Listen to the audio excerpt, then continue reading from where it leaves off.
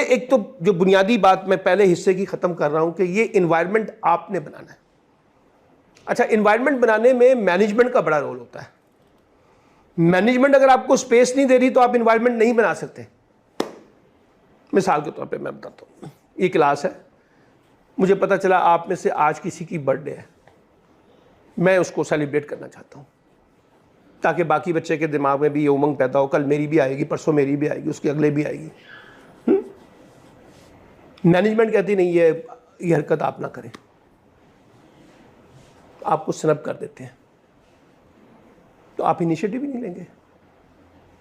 आप कहेंगे जरा इस क्लासरूम को हम सजाना चाहते हैं, वो कहेंगे नहीं नहीं नहीं ना, बस ठीक है, नॉर्मल क्लास रखें।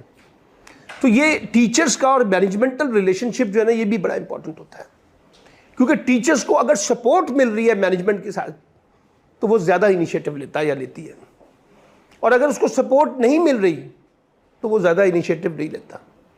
ठीक है, वो टीचर्स आहिस्ता आहिस्ता अपने आप को डाउन कर लेता है, वो कहता है ठीक है यार, बस जब मैनेजमेंट पसंद ही नहीं करती, या ये कि मैं इतने इनिशिएटिव लेता हूँ या लेती हूँ, मुझे मैनेजमेंट अप्रिशिएट ही नहीं करती।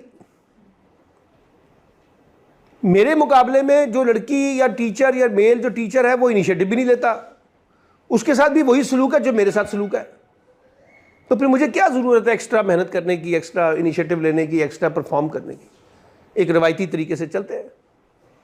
तो इसलिए इसमें मैनेजमेंट का भी फॉल्ट होता है कि मैनेजमेंट टीचर्स को कितनी स्पेस देती है, कितने इख्तियारात देती है, कितनी अपॉर्चुनिटीज़ देती है, कितनी उसके लिए रिसोर्सेज भी जनरेट करती है कि भाई ये कुछ रिसोर्सेज भी हैं इस काम के लिए, करें।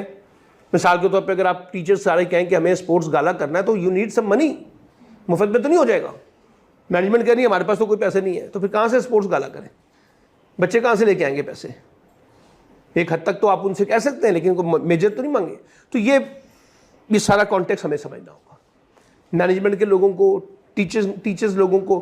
फिर टीचर्स की अगर एप्रिसिएशन के हमारे पास मॉडल्स ही नहीं है, यानी देखिए ना, तनख्वाह मेरी बढ़े या ना बढ़े, बालों का तनख्वाहें नहीं बढ़ती, इंसेंटिव सिर्फ तनख्वाह नहीं होती, इंसेंटिव आपकी सोशल एक्सेप्टेंस है, आपको अवार्ड्स हैं, आप उनको कैसे डील करते हैं। सो मैनेजमेंट का फ्लॉ ये होता है कि मैनेजमेंट टीचर्स के कंसर्न को समझता नहीं है, उसे अपने बिजनेस पॉइंट ऑफ व्यू के साथ चीज़ों को देखने की कोशिश करता है। और मैनेजमेंट अगर टीचर्स को सही तरीके से डील ना करे तो टीचर परफॉर्म नहीं करते, वो फिर एक रवायती टीचर बन जाते हैं। आपके पास एप्रिसिएशन लेटर नहीं है, आपके पास एप्रिसिएशन के इंसेंटिव्स नहीं है, आप उनको ट्रॉफी नहीं देते, आप उनके साथ रिकग्नाइज नहीं करते, आप उनको पब्लिकली ओन नहीं करते, ठीक है ना।